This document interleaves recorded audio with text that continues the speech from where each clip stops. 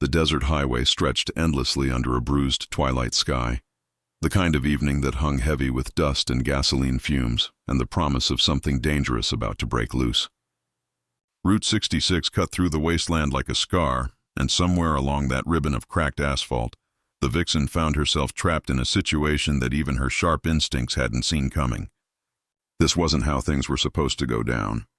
She was supposed to meet the bad guy at the abandoned Texaco station outside Needles, supposed to slide into that cherry-red 1969 Camaro SS with the black racing stripes and disappear into the California night like smoke. But plans change fast in their world, and sometimes survival meant trusting strangers with kind eyes and restless hands.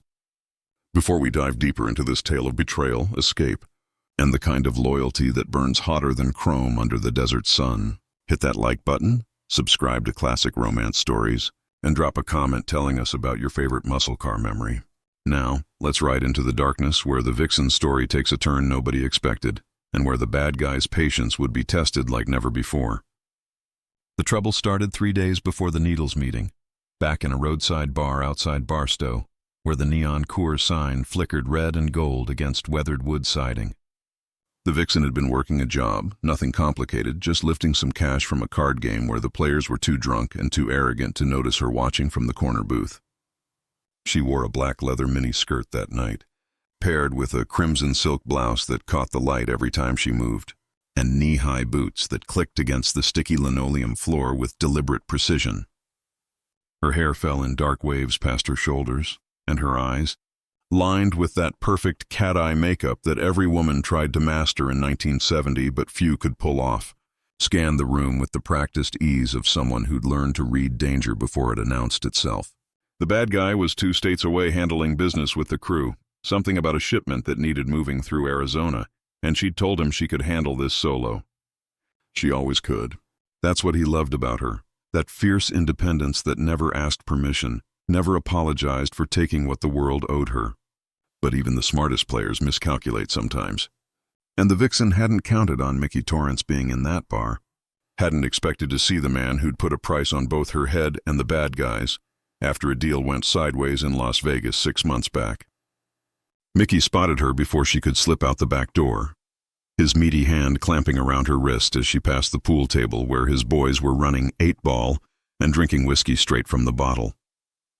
The music from the jukebox, some slow country ballad about lost love and open roads, seemed to fade into white noise as Mickey's tobacco-stained grin spread across his face. He was a big man, running to fat but still dangerous, the kind who'd made his money running girls and guns through the Southwest and didn't appreciate being made a fool of. The Vixen had been part of the crew that hit his warehouse, had driven the getaway car, a stolen 1968 Dodge Charger RT, while the bad guy and 2 others cleaned out Mickey's merchandise. They'd left him tied to a chair, humiliated, broke, and furious. Men like Mickey didn't forget. They collected debts with interest, and right now, the Vixen represented a debt he intended to collect in blood. She didn't panic, never did, just let her body go loose in his grip while her mind raced through options.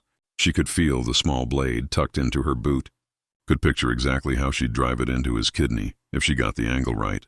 But there were 5 of them, and 1 of her, and the bartender was already reaching for the phone. Mickey's breath was hot and sour against her face as he leaned close, told her she was coming with him, told her the bad guy would be next. She smiled at him then, that dangerous smile that had gotten her out of more trouble than it had caused, and told him he'd have to drag her. They took her to a warehouse on the edge of town, one of those corrugated metal buildings that dotted the industrial outskirts, surrounded by chain-link fence and the rusted hulks of abandoned trucks.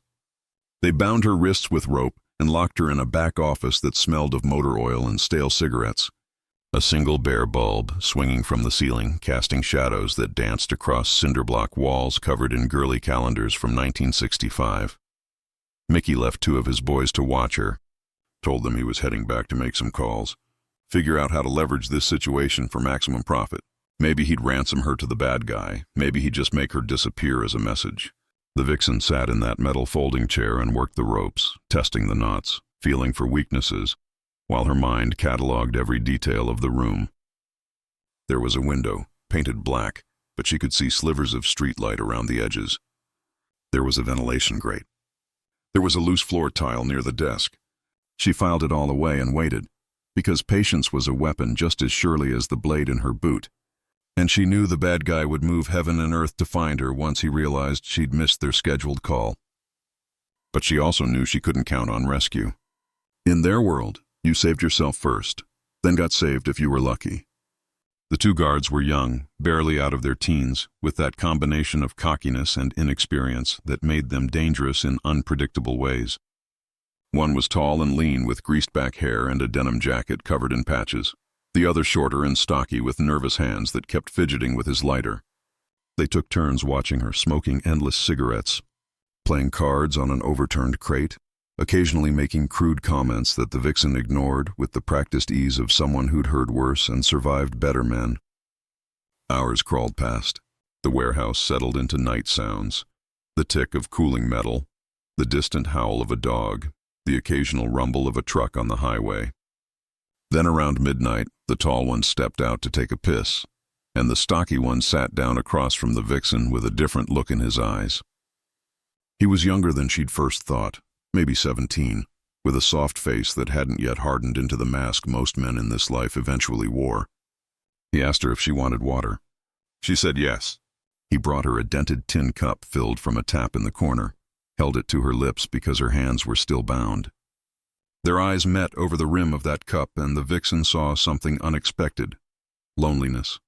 The kind of deep, aching loneliness that came from being trapped in a life you never chose, surrounded by men you didn't trust, following orders that made you sick to your stomach. She knew that look. She'd seen it in her own mirror once, years ago, before the bad guy taught her that freedom was something you took, not something you were given. She asked the boy his name. He hesitated, glanced toward the door where his partner had disappeared, then whispered it like a secret. Tommy. She asked him why he was here, running with Mickey's crew, doing things he clearly didn't have the stomach for. Tommy's face flushed, anger and shame mixing in equal measure, and he told her it was complicated. His old man owed Mickey money, gambling debts that had piled up faster than a sharecropper's mortgage, and Mickey had offered a deal. Tommy works off the debt, or his old man loses more than money.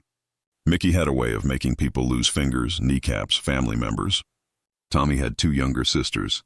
He'd made the only choice he could.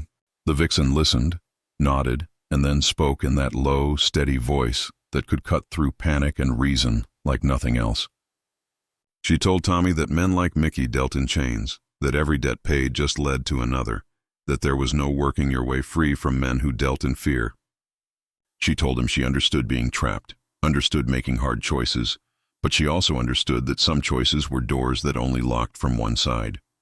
She could see him thinking, see the wheels turning behind those young eyes, and she knew she'd planted a seed.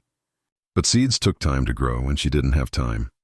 The tall guard came back, told Tommy to get some sleep, took over watch with a shotgun across his lap and a mean grin that said he was hoping she'd try something. The Vixen closed her eyes and let them think she was sleeping while her mind worked the problem from every angle. The ropes had some give now. She'd been working them slowly all night, feeling the fibers stretch and loosen. The window was possible if she could get her hands free. The guards would chase her, but if she could make it to the fence, to the street, she had a chance. The streets of Barstow weren't friendly, but they were better than this warehouse, better than whatever Mickey had planned. She was mapping out the moves, counting the seconds between the guard's attention span and his cigarette breaks, when she heard it. The sound of an engine idling outside, low and powerful. The distinctive rumble of something big and American and built for speed. Her heart jumped. The bad guy drove a 1970 Chevrolet Chevelle SS 454, midnight black with chrome that gleamed like a knife edge, but he was 2 states away. This was something else. The engine cut off. Footsteps on gravel. Then Tommy's voice, low and urgent, talking to someone outside. The guard at the door stood up, shotgun ready, confused and suspicious. Then the door opened and Tommy walked back in, alone, but something in his face had changed. He looked at the Vixen just for a second and she saw the decision written there. He'd made his choice. Tommy told the guard that Mickey had called, wanted the Vixen moved to a different location immediately.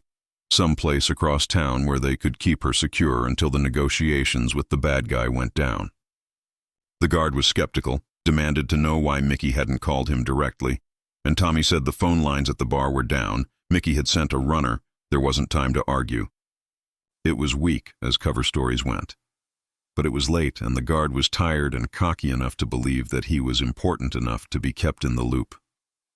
He grabbed the Vixen by the arm, hauled her to her feet, and Tommy led them both toward the side door.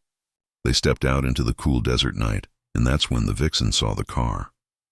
A 1967 Chevrolet Impala SS, powder blue with white interior, parked in the shadows with the engine cold but the keys in the ignition.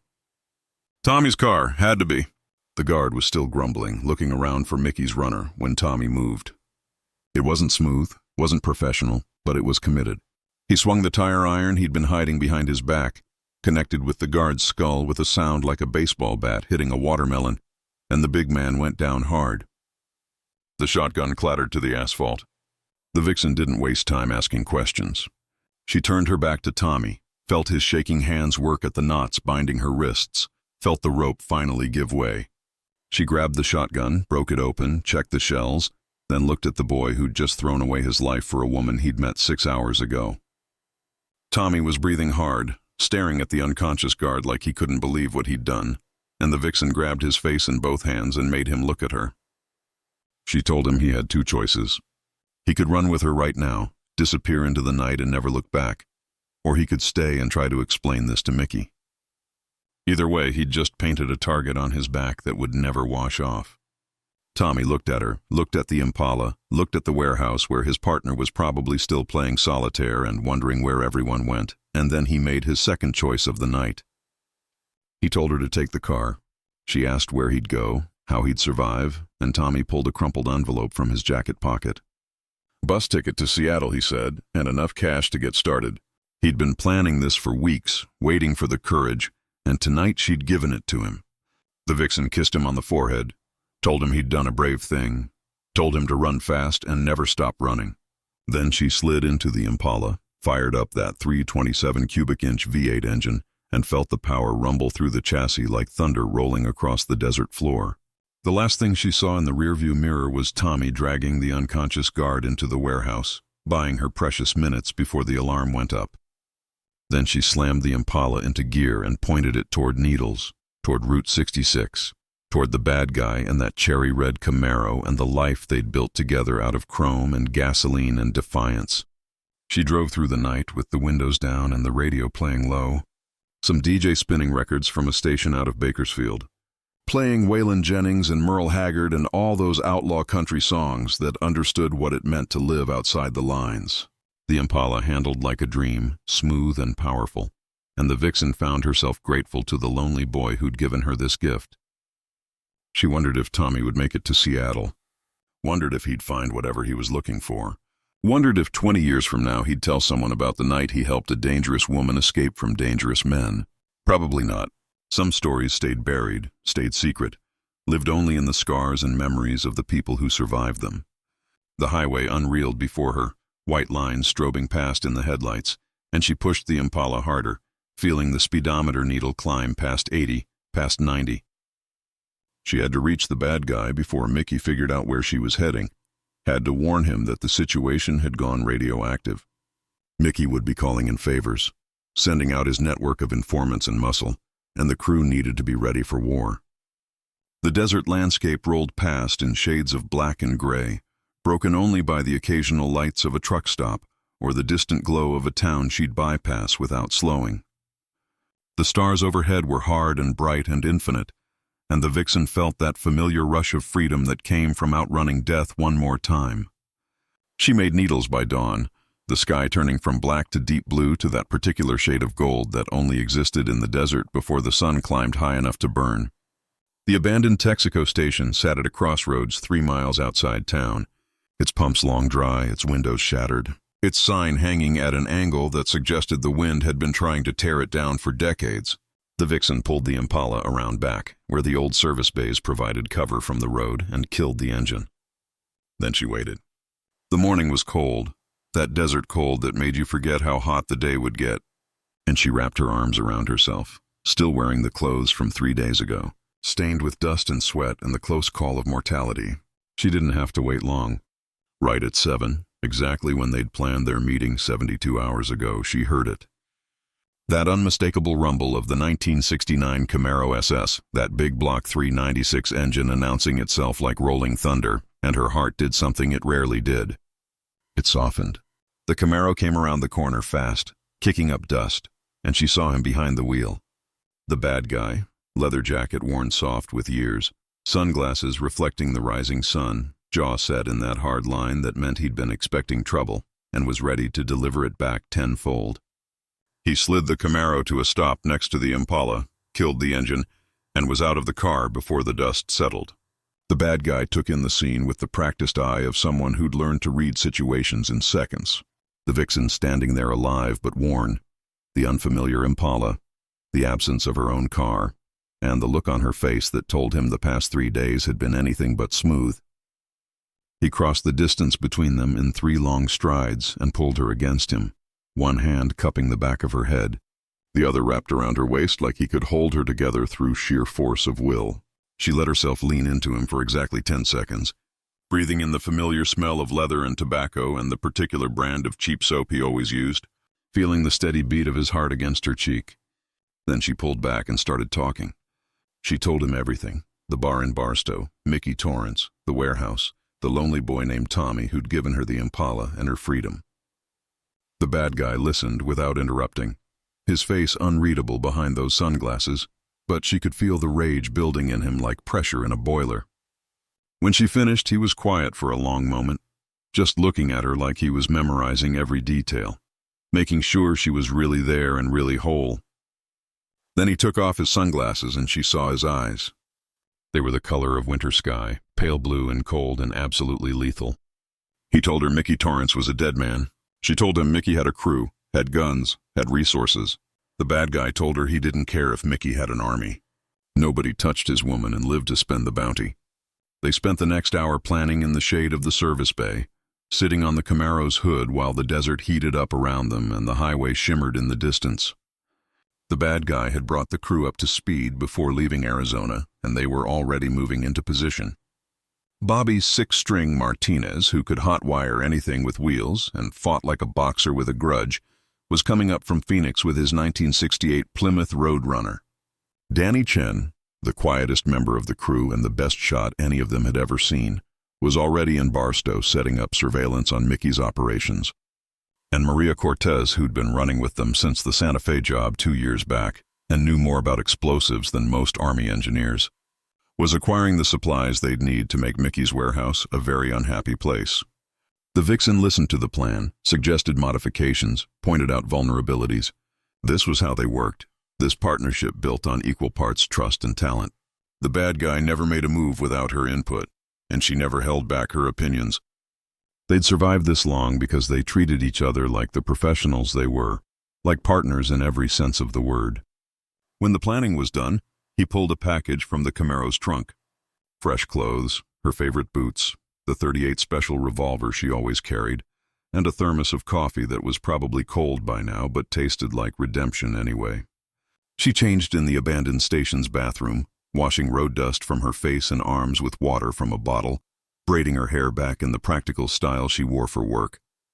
The face that looked back at her from the cracked mirror was harder than it had been when she first met the bad guy 5 years ago, lines forming at the corners of her eyes and mouth, but it was also freer.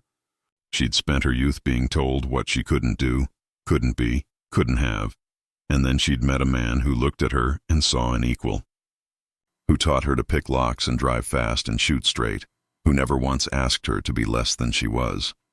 The romance between them wasn't soft or safe or anything like what the movies sold.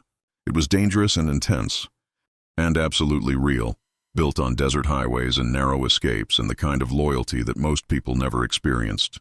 She loved him with a fierceness that sometimes scared her, and she knew he felt the same way, even though he rarely said it out loud. They didn't need words for what they had. They had chrome and gasoline and trust, and that was worth more than any poetry. When she walked back out into the sunshine, the bad guy was leaning against the Camaro, smoking a cigarette and studying the horizon like he expected trouble to come rolling in on the wind. He looked at her, gave her that half-smile that was the closest he ever got to showing emotion in public, and flicked the cigarette away. He told her the plan was simple. They'd hit Mickey tonight, fast and hard, make it clear that coming after them was a permanent mistake. But first, they had something to do. He nodded toward the Impala, and she understood. They'd drop it at a chop shop in Barstow that owed them favors, make sure Tommy's car disappeared into parts and paperwork that couldn't be traced. It was the least they could do for the lonely boy who'd risked everything.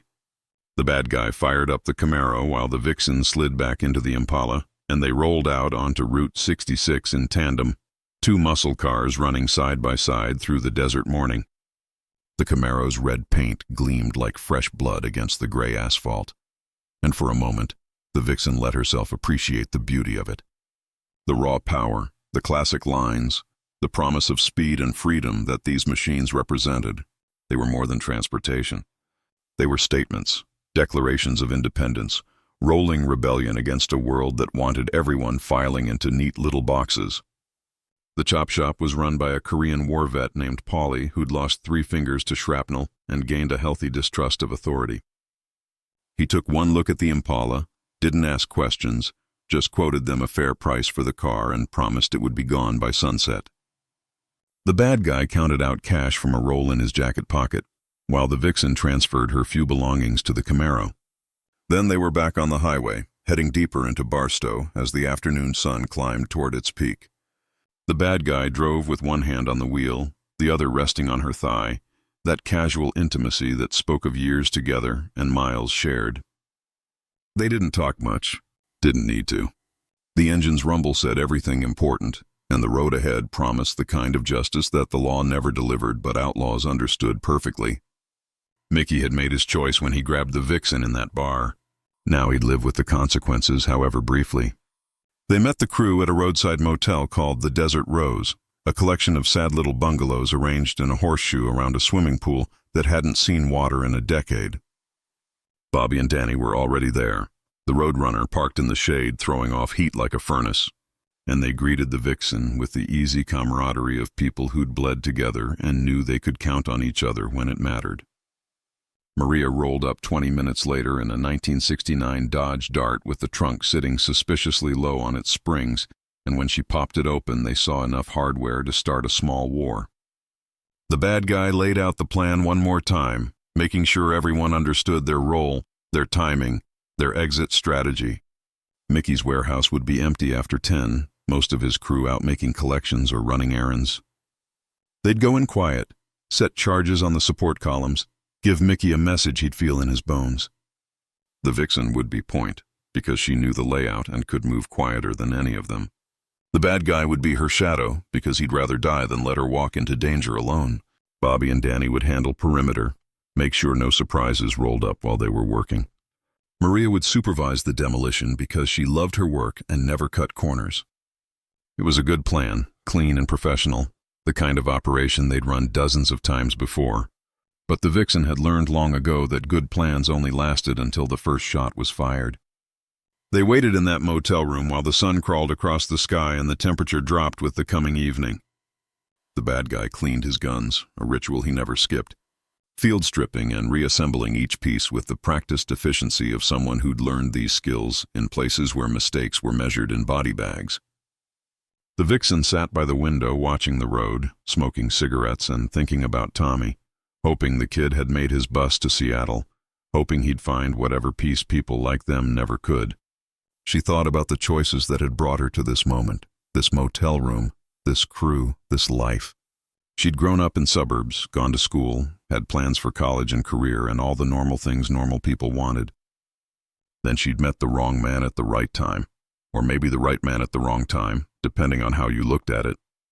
The bad guy had walked into the diner where she was working the late shift, bleeding from a bullet graze and looking for somewhere to hide. And instead of calling the cops, she'd patched him up and listened to his story.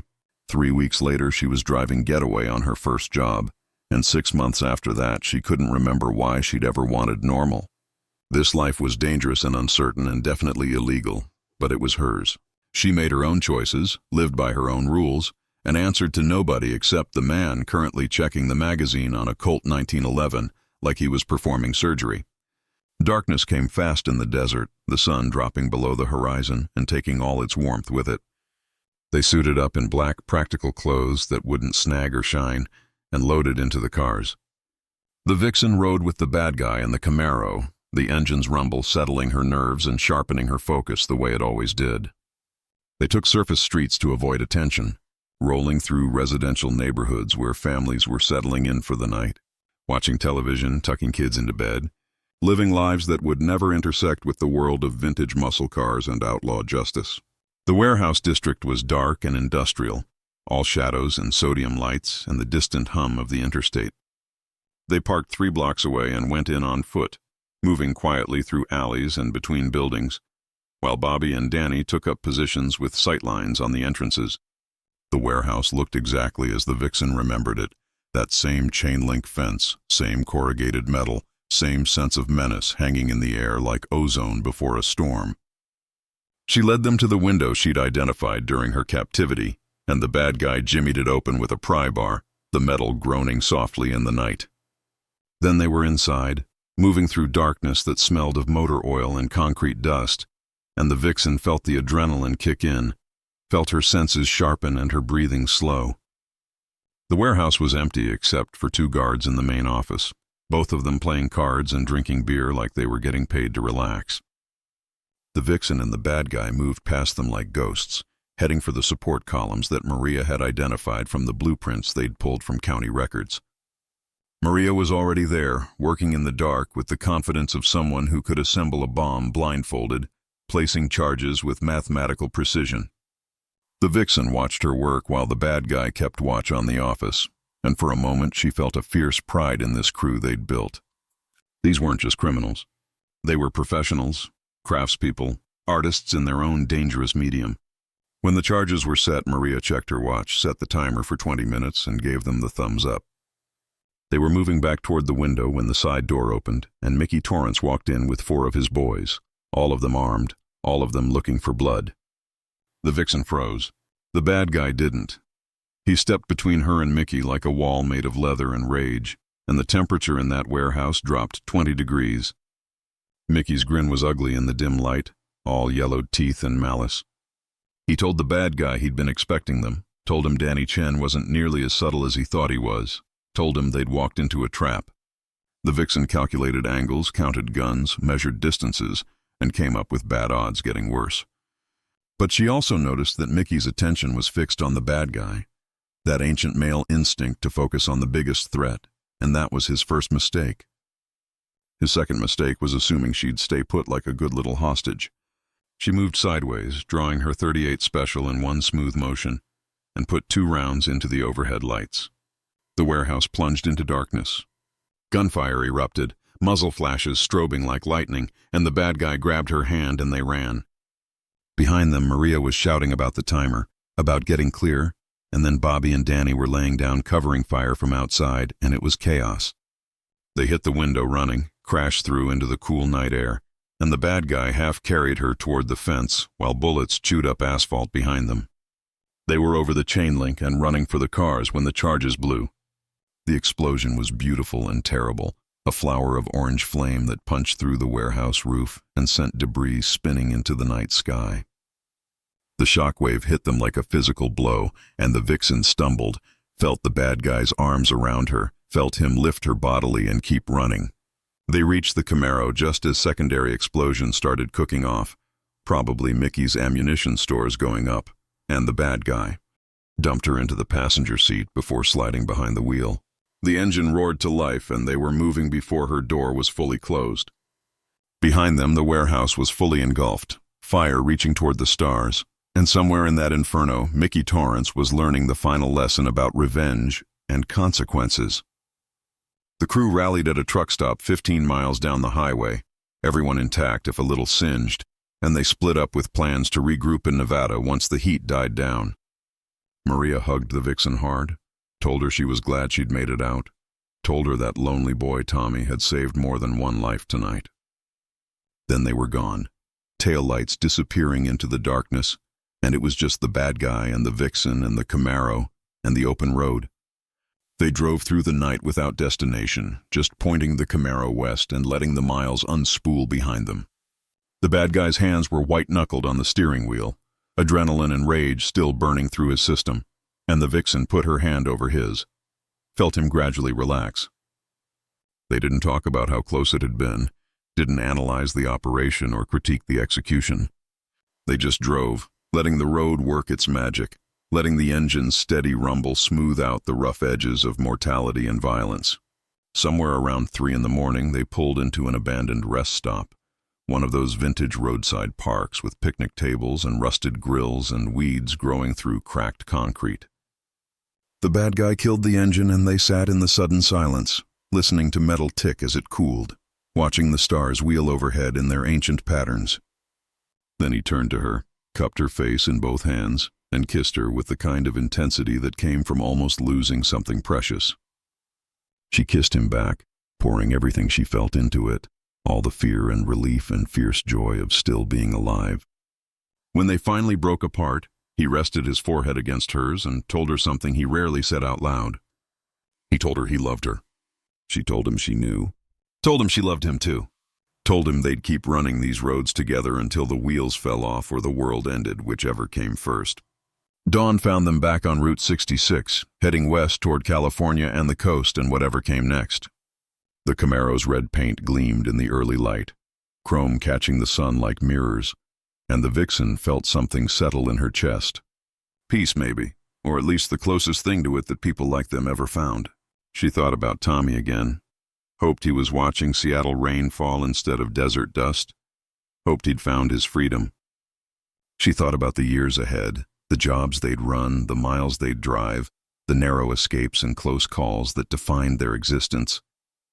It wasn't the life she'd been taught to want, but it was the life she'd chosen, and she chose it every day when she woke up next to the bad guy and decided to stay.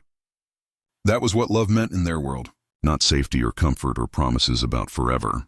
Just the daily choice to ride together into whatever storm was coming, to face it side by side, to live free or die trying.